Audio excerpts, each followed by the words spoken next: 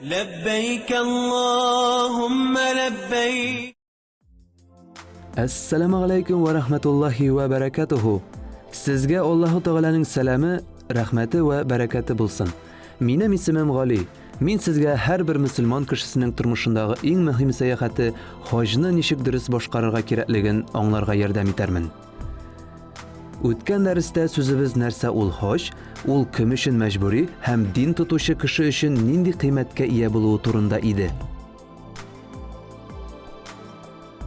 Bugun biz hojga nishik durust azirlanirga ham buning uchun narsa kerak ekanligi turunda söylashirmiz. Hojga yaxshilab oldan o'q azirlanib qo'yu tiyish. Shuni unutmag'iz, siz turmushingizdagi eng tub safarni o'targa jiyinasiz. Еңілік хож қылғанда оқыла тұрған барлық дұға yollarını öğrenirge hem onlarning izlikliliğin iste qoldırırga, qogidelerini hem tıyularını jintiklep öğrenu zaruri. Hoj Allahu Teala tarafından kabul etilsin üçün tübendeki şartlarını ötev mühim. Hojga varırga niyetleyen kişi öz işlerin tertipke kitirirge hem borçların tülep bitirirge tiyiş.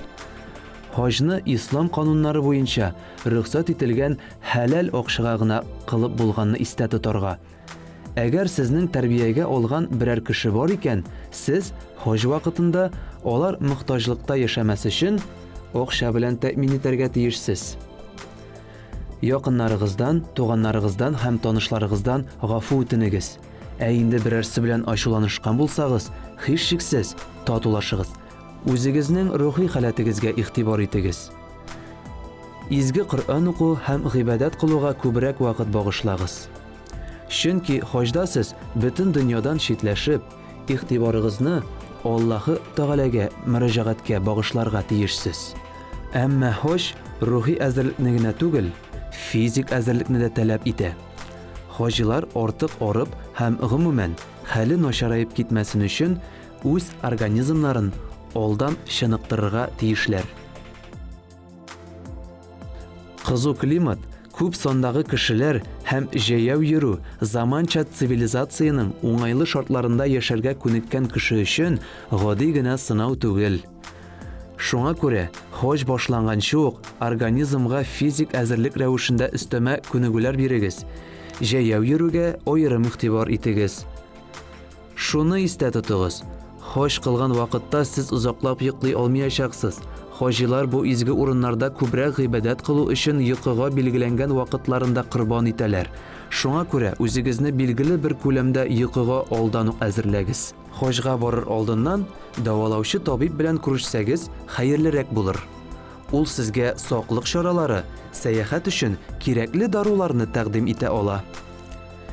Temperaturani ham avurtuni bosa turgan, böcekler tishlovdan dorilar, vitaminlar, og'ulanuvdan turli choralar, muskul kiyerinkiligini bitirish uchun shulay o'q pishudan mayzlar, turli zararsizlantiruv usullari ham meditsina bilgiklarini bildiruv xayrli. Bundan tish, sizga quyoshdan saqlay turgan krem, qo'l shotir olirga kengash etamiz. Shulay o'q turli shaxsiy gigiyena choralari kerak bo'lacak. Lekin unutmag'iz, ular isli bo'lirga tiyish tugillar. Oyak kiyimi ochiq bo'lirga tiyish. Agar siz yangi por olgan bo'lsangiz, oyoqni qirmasin uchun ularni oldan kiyib yurib kengaytu yaxshiroq bo'lar. Agar sizda chet el pasporti bo'lmasa, onu ham boshqa dokumentlarni azirlash bilan oldanroq shug'ullanu yaxshiroq. Dokumentlarning to'liq ismligini o'zingizning hoj operatoridan ochiqlay olasiz. Bu ruhiy sayohatdan islom turunda mumkin qadar ko'proq ma'lumot oluv, tinchlik suya turgan dinning negizlarin, tarixni o'rganu, bigrakda izgi o'ringa yoqinayu uchun foydalanig'iz. Bugunga shular, qadrli do'stlar. Assalomu alaykum va rahmatullohi va barakatuhu. Sizga Alloh taolaning salami, rahmati va barakati bo'lsin.